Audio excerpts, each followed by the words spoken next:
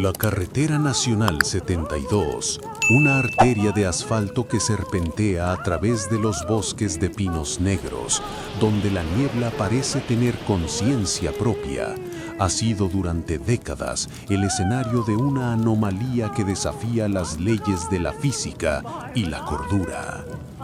Víctor, un transportista acostumbrado a las jornadas de 18 horas y al café amargo de las estaciones de servicio, conocía las historias sobre la sombra, pero siempre las había clasificado como alucinaciones producidas por la fatiga y el hipnotismo del pavimento. Sin embargo, aquella madrugada de octubre, mientras el limpiaparabrisas luchaba rítmicamente contra una llovizna persistente que parecía ceniza líquida, Víctor divisó una figura en el límite de sus faros halógenos. A la orilla de la calzada, donde la maleza devora el arcén, una silueta humana caminaba con una zancada larga y deliberada. No vestía ropa reflectante, no llevaba linterna, y lo más perturbador, no parecía verse afectada por el viento gélido que sacudía las copas de los árboles. Víctor aceleró para dejar atrás a lo que supuso era un caminante imprudente, pero al mirar por el espejo retrovisor, su corazón dio un vuelco. La silueta seguía exactamente a la misma distancia del camión, sus piernas moviéndose con una cadencia mecánica que igualaba los 80 kilómetros por hora del vehículo. El pánico empezó a filtrarse en la cabina como un gas invisible cuando Víctor subió la velocidad a 100 y luego a 120, sintiendo cómo el motor rugía en una queja metálica, pero la sombra permanecía allí, imperturbable, deslizándose por la orilla con una fluidez que recordaba un derrame de petróleo sobre el asfalto. La figura no tenía rostro, solo un vacío tridimensional que parecía recortado de la misma noche, una ausencia de luz tan absoluta que los faros de los coches que venían en sentido contrario no lograban iluminarla, sino que pasaban a través de ella como si fuera humo denso. La mente de Víctor, al borde del colapso, buscó una salida humanitaria para racionalizar el horror. Tal vez necesita ayuda, tal vez es un aviso de un accidente más adelante, se dijo a sí mismo, aunque una voz ancestral en su nuca le gritaba que no frenara. Ignorando su instinto de supervivencia y cediendo a una curiosidad mórbida, pisó el freno con fuerza, haciendo que los neumáticos chillaran sobre el pavimento mojado, hasta detenerse por completo en un tramo donde el bosque se cerraba sobre la carretera como una bóveda. El silencio que siguió al apagado del motor fue tan súbito que Víctor pudo escuchar el sonido de su propio sudor frío goteando sobre el volante. Al mirar hacia afuera, la orilla estaba desierta. La sombra se había evaporado con la misma rapidez con la que se detuvo el camión, dejando tras de sí solo el goteo de la lluvia y el crujido del metal enfriándose. Víctor suspiró, intentando convencerse de que todo había sido un juego de luces y fatiga. Pero el aire dentro de la cabina cambió drásticamente, volviéndose denso y cargado de un olor a ozono y tierra húmeda de cementerio. Con un movimiento lento y tembloroso, movió el espejo retrovisor interno hacia el asiento del acompañante y la parte trasera de la cabina, donde la litera de descanso estaba sumida en la penumbra. Allí, sentada con una rigidez que helaba la sangre, estaba la sombra. No era una figura plana, sino una masa de oscuridad sólida que ocupaba el espacio físico, hundiendo el colchón con un peso que no debería pertenecer a un fantasma. La entidad no se movía, pero Víctor sintió una presión inmensa en sus oídos, como si la presencia estuviera succionando todo el oxígeno del habitáculo. Al intentar abrir la puerta para huir hacia la carretera, descubrió con horror que el mecanismo estaba bloqueado por una escarcha negra que sellaba las juntas, y cuando la sombra comenzó a inclinarse lentamente hacia su hombro, Víctor vio que de aquel vacío sin rostro empezaban a brotar miles de ojos pequeños y brillantes que reflejaban cada uno de los pecados y miedos que él había intentado olvidar durante toda su vida. El aliento de la entidad no era aire, sino una ráfaga de vacío que despojaba a Víctor de cualquier sensación térmica, dejándolo en un estado de parálisis, donde el tiempo parecía haberse detenido en seco. Los miles de ojos que brotaban de la oscuridad de la sombra comenzaron a parpadear de forma asincrónica, y con cada parpadeo, una visión diferente asaltaba la mente del conductor. Vio accidentes que aún no habían ocurrido, escuchó los gritos de aquellos que, como él, se habían detenido por compasión o imprudencia en esa misma ruta y sintió el peso de una soledad tan antigua como la misma carretera. La sombra no pronunciaba palabras, pero su presencia proyectaba una verdad devastadora en la conciencia de Víctor. Ella no era un espíritu individual, sino una amalgama de todos los que habían desaparecido en la Nacional 72, una conciencia colectiva formada por la angustia de los conductores que perdieron el rumbo. La figura extendió una extremidad sombría que se alargó como una mancha de tinta hacia el pecho de Víctor, y en el momento en que el contacto se produjo, él no sintió dolor físico, sino una succión espiritual. Era como si su propia identidad estuviera siendo drenada para alimentar el vacío del pasajero. La cabina del camión empezó a llenarse de un humo negro que brotaba de los conductos de ventilación, y las luces del tablero parpadearon por última vez antes de fundirse en un rojo agónico que iluminó el rostro de Víctor, cuyas pupilas empezaban a volverse tan oscuras y opacas como las de su captor. En un último acto de voluntad, Víctor intentó encender la radio, buscando cualquier sonido humano que lo anclara a la realidad, pero solo encontró estática, un ruido blanco que poco a poco fue modulándose hasta convertirse en una voz que repetía su propio nombre con una monotonía de ultratumba. La sombra se inclinó aún más, fundiéndose con su propio reflejo en el parabrisas, y Víctor comprendió que la puerta no estaba bloqueada por hielo, sino por la misma realidad que se había vuelto sólida para impedirle escapar de su destino. El camión, a pesar de tener el motor apagado, comenzó a moverse lentamente, impulsado por una inercia invisible, deslizándose sobre el asfalto sin emitir sonido alguno, como un barco fantasma navegando en un río de brea. Las manos de Víctor, que antes sujetaban el volante con fuerza, empezaron a disolverse en jirones de oscuridad, integrándose a la tapicería y a la estructura metálica del vehículo. El camión ya no era una herramienta de trabajo, sino que se estaba convirtiendo en un ataúd andante, una extensión de la sombra que ahora lo reclamaba como parte de su legión eterna de caminantes del arcén. A la mañana siguiente, cuando la patrulla de caminos encontró el camión detenido a un lado de la ruta, el escenario era inexplicable para la lógica forense. El motor estaba frío, las puertas estaban cerradas por dentro y no había rastro de lucha, pero el interior de la cabina estaba cubierto por una fina capa de hollín negro que olía a ozono y a flores marchitas.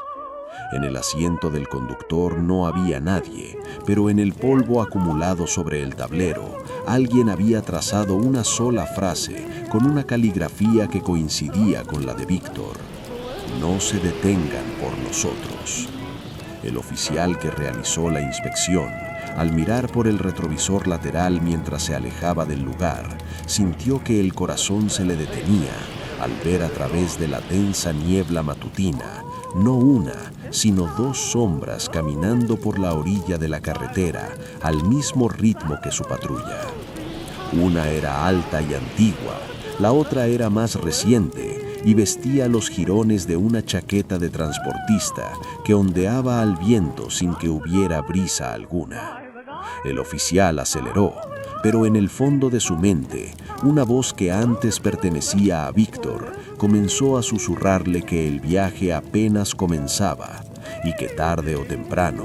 todos los conductores terminan buscando compañía en el asiento de atrás. El oficial de patrulla, cuyo nombre era Martínez, apretó el volante con una fuerza tal que sus nudillos amenazaban con perforar el cuero sintético, mientras el velocímetro de la unidad policial marcaba una cifra suicida para una carretera tan sinuosa. Sin embargo, no importaba cuánto presionara el acelerador, por el espejo lateral derecho, la segunda sombra, la que aún conservaba la silueta encorvada y familiar de Víctor, se deslizaba sobre el asfalto con una elegancia espectral, manteniendo la distancia exacta, como si estuviera atada al vehículo por un cordón umbilical de oscuridad. Martínez, en un arrebato de pánico, encendió las sirenas y las luces rotativas, esperando que el destello azul y rojo ahuyentara a la aparición, pero el efecto fue el contrario. El resplandor estroboscópico iluminó ráfagas de otras presencias que bordeaban la carretera, cientos de siluetas que habían permanecido ocultas en la maleza y que ahora salían al encuentro del coche oficial, formando un pasillo de sombras que saludaban con manos informes el paso del nuevo condenado. La radio de la patrulla comenzó a emitir un chirrido agudo que se transformó en una cacofonía de voces policiales de años pasados, códigos de emergencia que nunca fueron atendidos y peticiones de auxilio de oficiales que se habían perdido en esa misma ruta y cuyos nombres figuraban en placas conmemorativas en la central. Al llegar a la estación de control, un edificio de hormigón y antenas rodeado por un cercado perimetral, Martínez derrapó hasta detenerse frente a la entrada principal, buscando refugio en la luz artificial y en la presencia de sus compañeros. Entró a trompicones en la sala de monitores, gritando incoherencias sobre las sombras y el camión abandonado, pero se detuvo en seco al ver a los otros 3 oficiales de turno petrificados frente a la pared de pantallas de seguridad. Lo que las cámaras grababan no era el exterior de la estación, sino una versión distorsionada del mundo. En los monitores el edificio no estaba rodeado por el bosque, sino por un mar de negrura absoluta, donde miles de figuras de sombra se agolpaban contra las puertas invisibles de la percepción.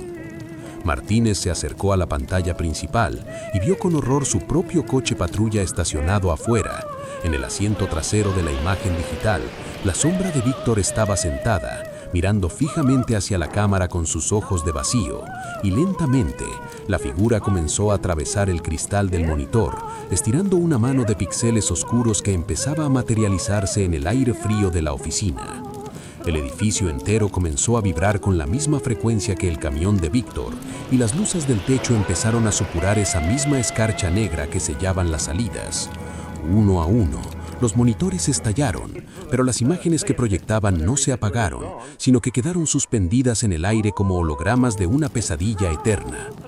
La sombra de Víctor terminó de emerger de la pantalla principal, ganando volumen y peso, mientras las sombras de los otros oficiales en la sala empezaban a desprenderse de sus pies para unirse a la entidad.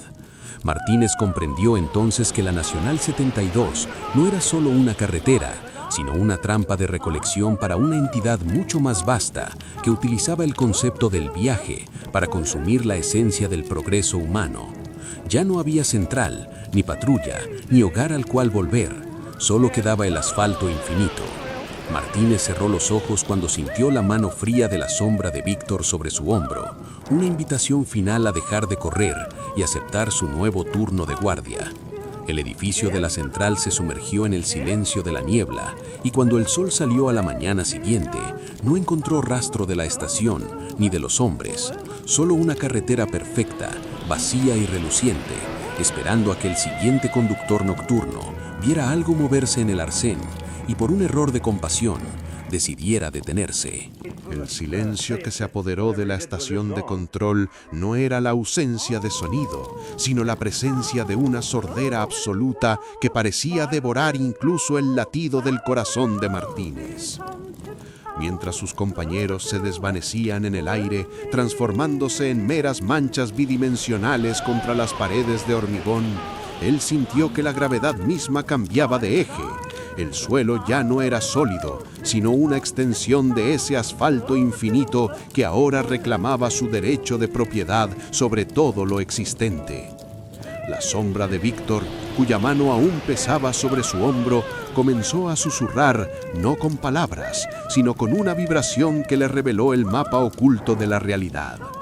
La carretera nacional 72 no era un camino entre dos puntos, sino un círculo perfecto, una serpiente de alquitrán que se mordía la cola y que atrapaba a la humanidad en un bucle de tránsito eterno.